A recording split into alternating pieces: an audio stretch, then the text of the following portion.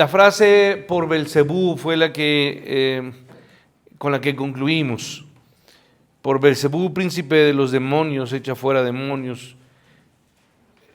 Habíamos señalado que esta gente, al tener evidencia clara de el mensaje de Jesús, de las obras, de los milagros a los que el Señor, en donde el Señor demostró ser quien era, el Hijo de Dios, que el poder que Él estaba demostrando no era otro, sino el mismo poder de Dios.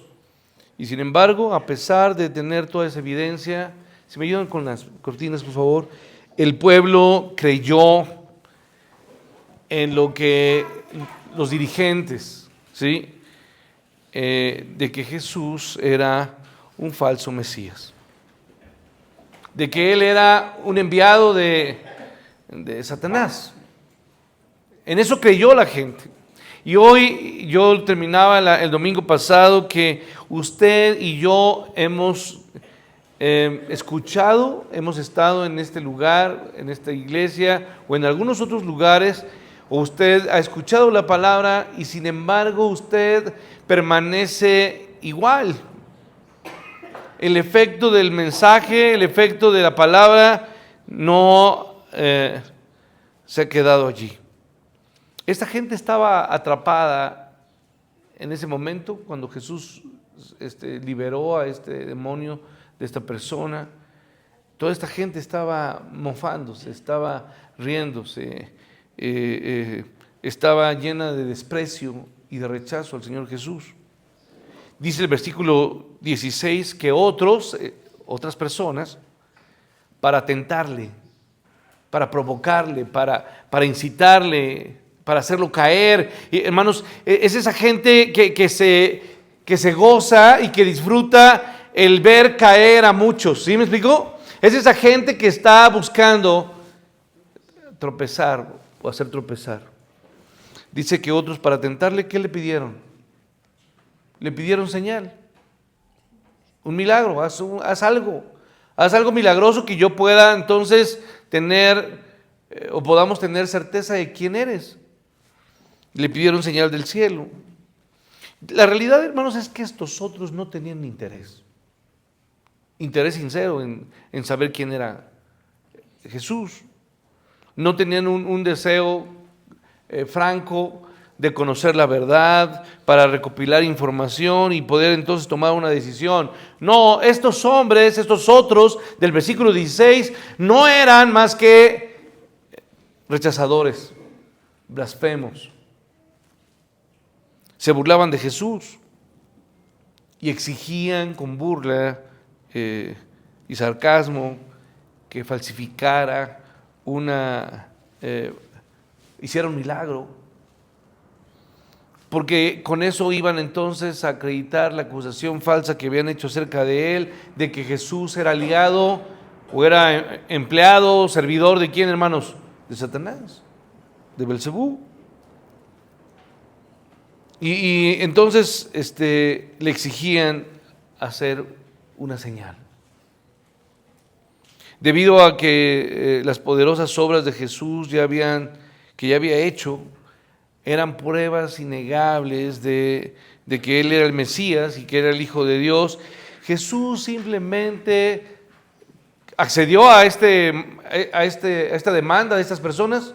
No, Jesús se negó a obedecerlos o a cumplir el capricho de estas personas. Él contesta en el versículo 29 ahí de Lucas, si usted lo tiene, y él simplemente dice, esta generación es ¿qué? Es mala. Es generación mala y demanda ¿qué? Demanda señal, pero señal no le será dada, sino la señal de Jonás. Y no voy a hablar de esta señal en este momento porque llegaremos allí para hablar de esta generación. Jesús les dijo que solamente les dejaría una señal que comprobaría la veracidad de sus palabras y su divinidad. Y a esta señal le llamó la señal del profeta Jonás. De manera breve solamente señalo que esta señal se refiere a la resurrección. Jonás fue tragado por por un pez grande, y al tercer día fue expulsado. Y el texto aquí está refiriendo a que Jesús daría evidencia a través de que el Señor Jesús iba a ser tragado. ¿Por qué? Por la tierra. Y la tierra misma lo expulsaría en el poder del Espíritu Santo. A esto se le llama resurrección. Voy al verso 17, por favor. Vamos al verso 17. Dice, mas él, está hablando de Jesús, mas Jesús, conociendo los pensamientos de estos farsantes, de estos locos, de estos perversos, ¿qué les dijo? Todo reino dividido contra sí mismo es asolado, y una casa dividida contra sí misma cae. Y si también Satanás está dividido contra sí mismo, pregunta el Señor Jesús, ¿cómo permanecerá su reino? Ya que decís que por Belzebú echo fuera a los demonios, pues si yo echo fuera a los demonios, por Belzebú vuestros hijos, ¿por quién os echan? Por tanto ellos serán vuestros jueces, mas si por el dedo de Dios echo yo fuera demonios, ciertamente el reino de Dios ha llegado a vosotros. Cuando el hombre fuerte armado guarda su palacio, en paz está lo que posee. Pero cuando viene otro más fuerte que él y le vence, le quita todas sus armas en que confiaba y reparte el botín. El que no es conmigo, contra mí es, y el que conmigo no recoge, ¿qué hace? Desparrama. A ver, hermanos, aquí atención. Entonces, ¿el Señor respondió de forma agresiva? No. Él responde de una forma compasiva, tranquila, al ataque, a las palabras perversas de estos hombres que le hacían. Y obviamente él concluye o describe más bien la acusación de estos hombres, y la puedo ver aquí, la vamos a analizar de tres maneras. La primera, la acusación de estas personas, de estos locos, era ilógica. No tiene lógica. ¿Por qué? Ve el 17. Mas él, conociendo los pensamientos de ellos, les dijo, todo reino dividido contra sí mismo es asolado. Una casa dividida contra sí misma, ¿qué hace? Cae. Y si también Satanás está dividido contra sí mismo, ¿cómo permanecerá su reino, ya que decís que por Belzebú echo yo fuera los demonios? Entonces, a ver, hermanos, generalmente las personas que hacen acusaciones no tienen el valor para confrontar, ¿qué, hermanos? Cara a cara. Esa gente es así, hermanos. Le gusta hablar ¿a qué, hermanos? A espaldas. Le gusta hablar allí murmurando, ¿sí? Esa gente es así. Es cierto, hermanos, no acusaron a Jesús frente a frente porque no tenían valor.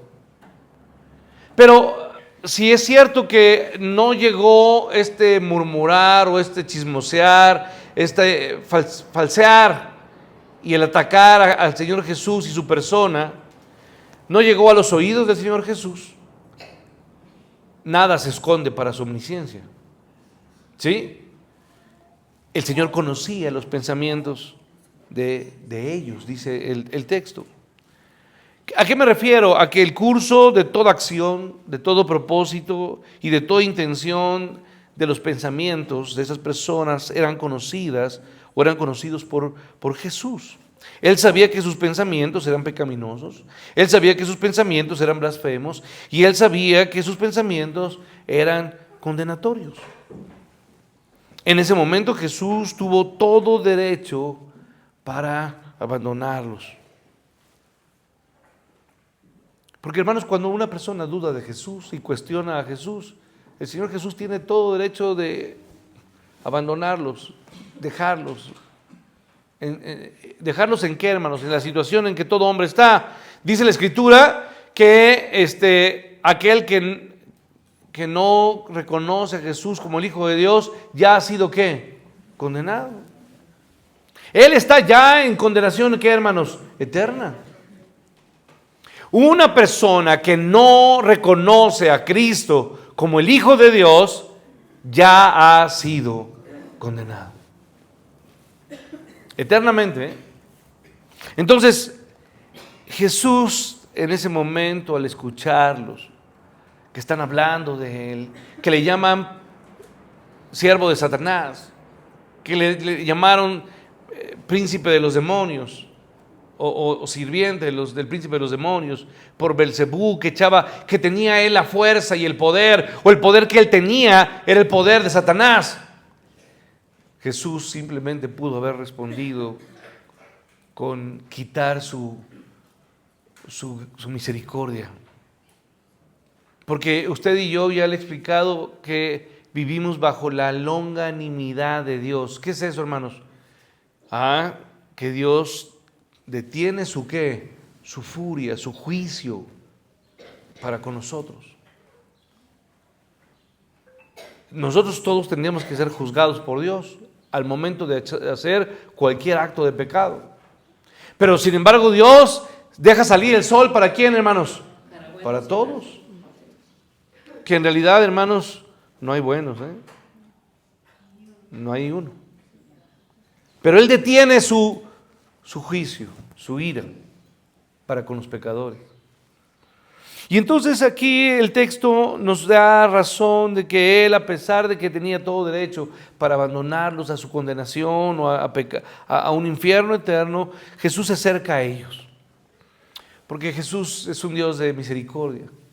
Se acerca a ellos en misericordia y exhibe lo irracional, lo absurdo, lo ilógico de esta falsa conclusión a la que habían llegado de condenarlo, llamándole siervo de Satanás. El propósito del Señor, el cual se desarrolló en dos ilustraciones, fue algo sencillo y fue obvio. Lo primero, vemos una verdad axiomática. Todo reino dividido contra sí mismo, ¿qué va a suceder, hermanos? Dice el texto, es que es asolado. ¿Sí? Todo reino dividido contra sí mismo termina siendo asolado. Y es algo normal o natural. Nadie alegaría la realidad de que un reino que vive en una guerra civil se va a autodestruir. Ahora, el hecho de que el verso 17 nos dice, una casa dividida contra sí misma, y luego ¿qué dice? Cae. Esto es algo axiomático, hermanos. ¿Qué pasa? Si yo agarro esto y lo dejo caer, más bien, si esto lo suelto, ¿qué va a pasar? Se cae. Es algo facto, ¿me explico? Inevitable. Usted estamos escuchando lo que el Señor Jesús está diciendo, y es un reino que está en pleito, en guerra, una casa que está dividida. ¿Qué va a terminar? ¿Cuál es el fin de eso, hermanos? Destrucción, desolación.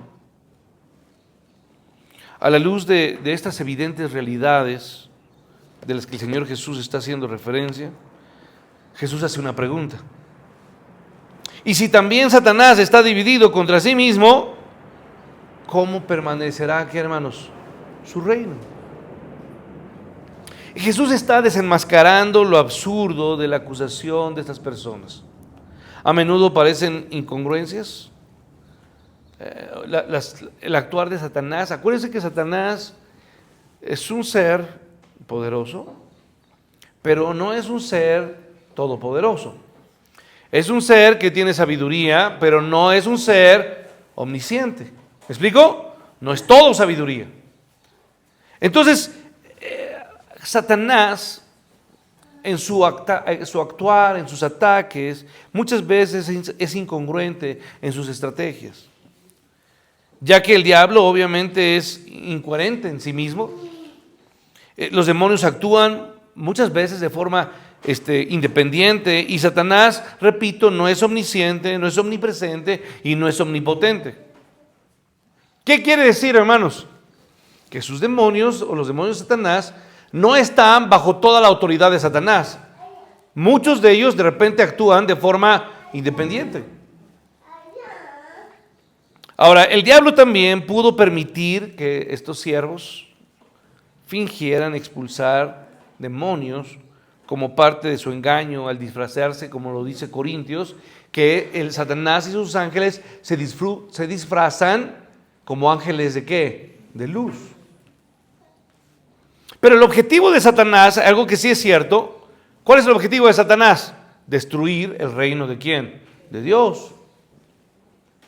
Y no destruirse a sí mismos. Esto es algo obvio.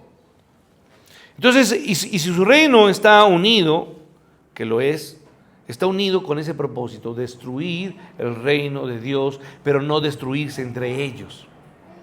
Entonces, es ridículo pensar que el diablo daría poder a Jesús para echar fuera ¿a quiénes, hermanos? Pues a sus propios demonios. Sería totalmente ilógico.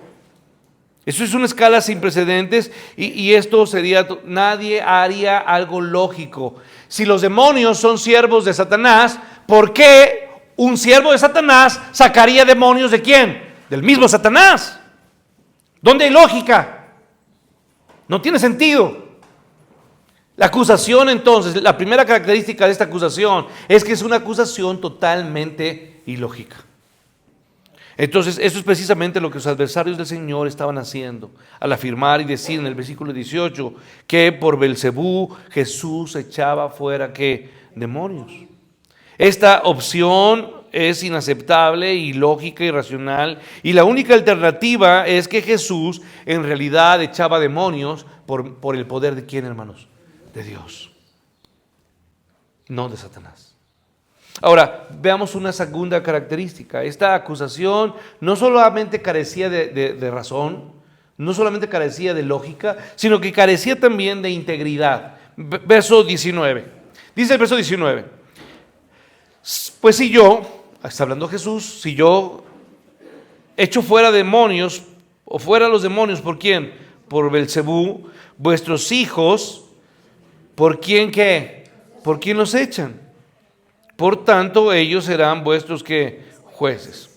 Ahora, a ver, me detengo aquí, atención hermanos. Con el propósito o en aras del razonamiento, Jesús les reconoció el argumento, les da el beneficio de la duda. Bueno, vamos a suponer que yo soy ¿qué? Un siervo de Satanás. Es lo que está diciendo ahí. Supongamos que es cierto lo que ustedes están diciendo. Y que yo he hecho demonios por el poder de Belcebú. Suponiendo que así fuera, que usaba el poder de Belcebú o de Satanás y echaba fuera los demonios, entonces el Señor les preguntó, ahora, vuestros hijos, es decir, ¿quiénes, hermanos? Bueno, quiero decirles que en ese momento había rabinos, que usted que era un rabino, un maestro de la ley, había fariseos, había escribas, había otros líderes religiosos que buscaban sacar demonios de quiénes, hermanos, de las personas endemoniadas, ¿no? Y entonces Jesús les dice, a ver, suponiendo que entonces yo soy siervo de Satanás, sus hijos, estas personas, exorcistas, ¿por quién echan fuera los demonios? Los judíos suponían de modo poco racional que sus inútiles exorcistas estaban haciendo la obra de Dios. A ver, hermanos, Jesús estaba sacando demonios y ellos lo veían, ¿cierto o no? Y a la par o de manera homóloga había otros líderes religiosos, fariseos, escribas, etcétera, que intentaban de forma errónea o más bien fracasada sacar demonios y no podían. A estos que no lograban sacar demonios les decían que ellos obraban por el poder de Dios, pero a Jesús que sacaba de forma poderosa e impresionante demonios, decían que él tenía poder de Satanás. ¿Sí me entienden? Estoy haciendo esta comparación. Bueno, vamos a Hechos 19, por favor. Ahí hay un relato que es importante para mí que lo tengamos. Este es un típico, algo que sucedió de forma típica en ese momento. Fue un intento fallido realizado por uno de estos supuestos exorcistas judíos que intentaban expulsar demonios ahí en la iglesia de Éfeso.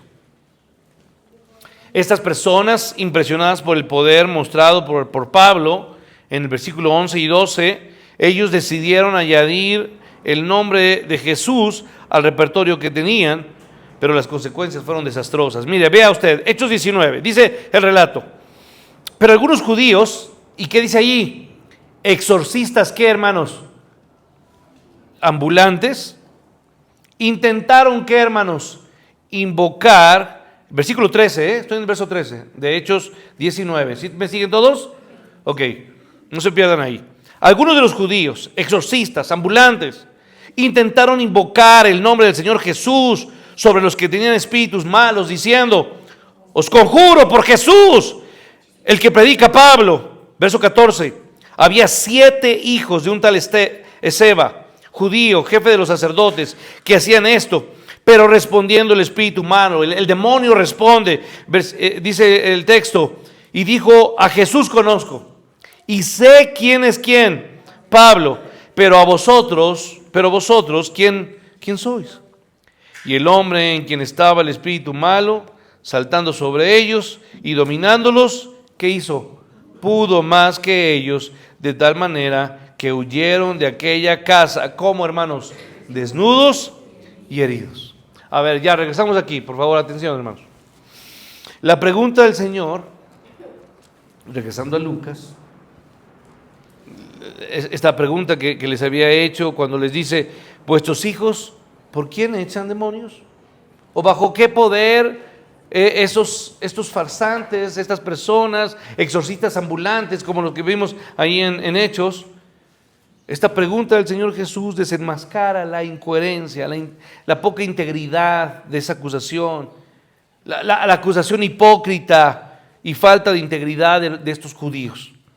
Si echara fuera demonios demostraba que alguien era aliado de Satanás, entonces ¿por qué ellos intentaban sacar demonios? ¿Sí me explico? O sea, estaban acusando al Señor Jesús por sacar demonios, pero ellos mismos tenían a otros que intentaban sacar demonios. ¿Por qué acusaban a Jesús y por qué no acusaban a quiénes? A sus mismos líderes. Entonces era ilógica la acusación, pero también era falta de integridad. No puedes, escuche bien, no puedes o no debes acusar a alguien por hacer algo, ¿no? Y acusar o no acusar a tus propios, ¿qué? Hijos. Decir: oye, es que tú estás haciendo mal esto, pero tú también en tu casa o los tuyos están haciendo, ¿qué? Lo mismo. Se integró. Acusaban a Jesús, pero no se acusaban a ellos mismos por lo que ellos estaban haciendo. Entonces, hermanos, de una u otra manera, acusar al Señor Jesús de ser aliado de Satanás era totalmente absurdo. ¿Por qué no sospechaban de sus propios exorcistas ambulantes? ¿Por qué no aplicaban las mismas normas a esos fracasados exorcistas como lo hacían con Jesús? Entonces, al insistir en que los ineficaces intentos de sus exorcistas al expulsar demonios eran totalmente buenos, o actos de bondad o actos de Dios, ¿por qué a Jesús le llamaron hijo de Satanás? ¿O por qué lo acusaron por ser instrumento de Satanás? Cuando lo que ellos tenían que haber llegado a la conclusión es: si Jesús saca verdaderamente demonios, Él lo hace por el poder de ¿quién? De Dios. Ahora voy a terminar, hermanos. Voy a la tercera característica o forma que describo esta acusación. Esta acusación también carecía de espiritualidad. Verso 20. Mas si por el dedo de ¿quién, hermanos? De Dios. Hecho yo fuera demonios, los demonios, ciertamente el reino de Dios ha llegado ¿a quién? A vosotros. Cuando el hombre fuerte armado guarda su palacio, en paz está lo que posee. Pero cuando viene otro más fuerte que él y le vence, le quita, ¿qué, hermanos? Todas sus armas en que confiaba y reparte el botín. Y ahora sí, la última frase, léalo conmigo, por favor, verso 63. El que no es conmigo, contra mí es, y el que conmigo no recoge, desparrama. A ver, hermanos, terminamos.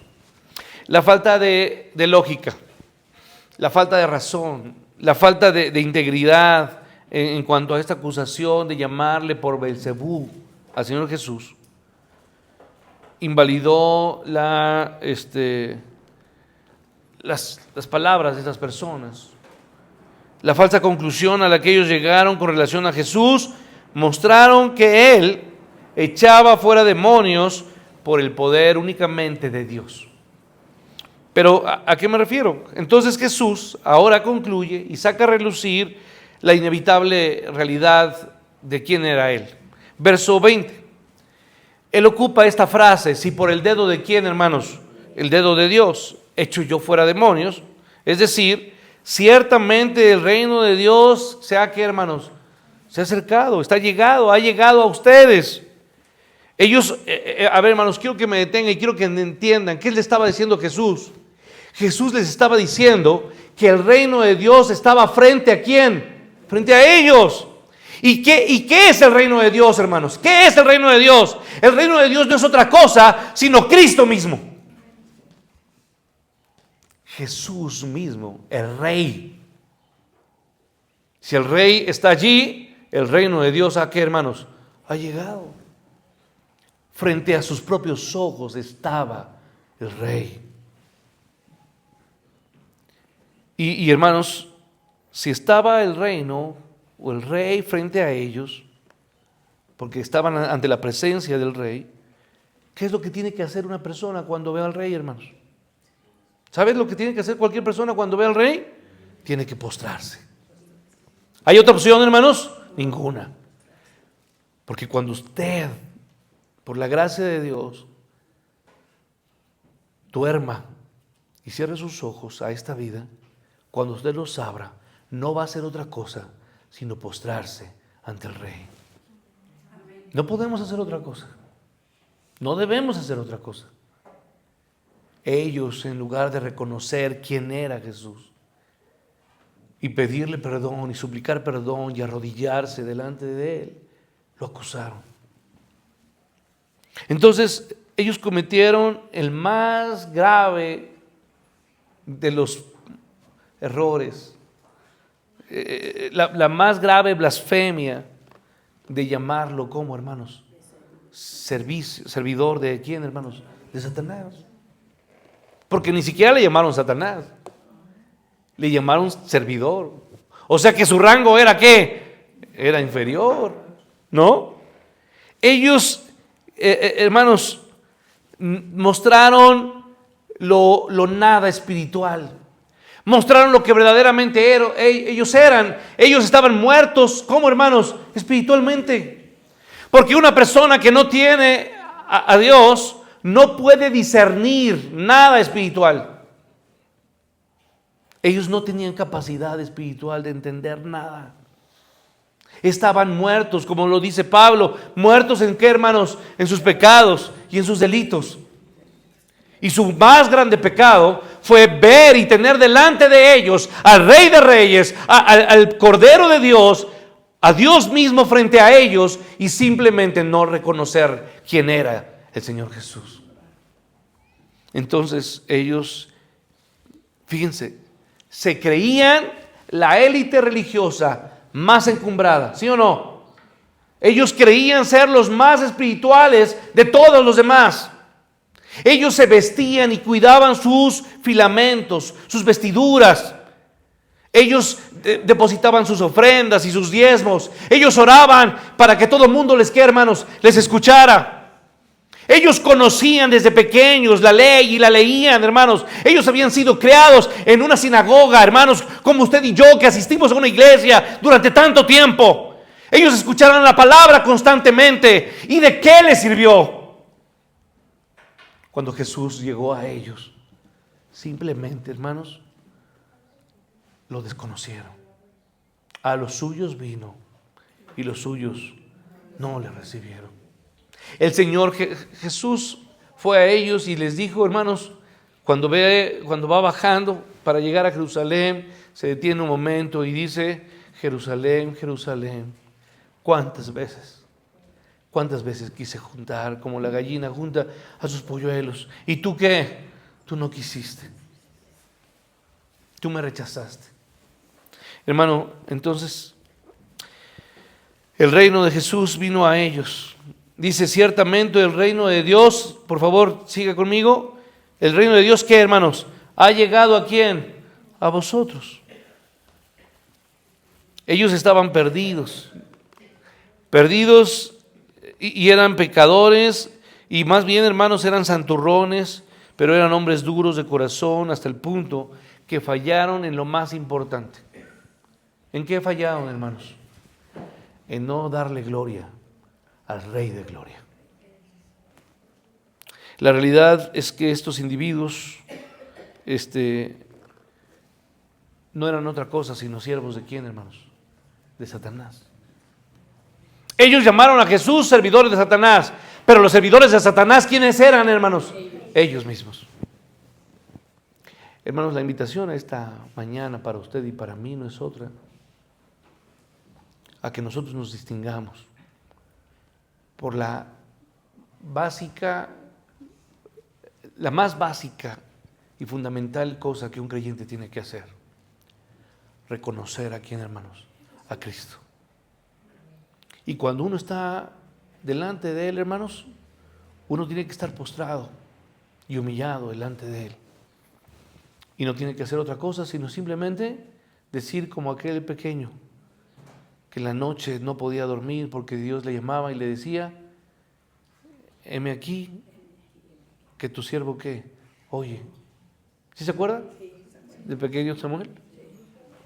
Hermanos, hoy yo quiero que usted termine este día y le diga al Señor, aquí estoy, háblame, yo te reconozco como Señor y Dios, y quiero que me perdones, porque muchas veces me he sentido tan espiritual, me he sentido tan santurrón, que yo mismo he estado tan lejos de ti.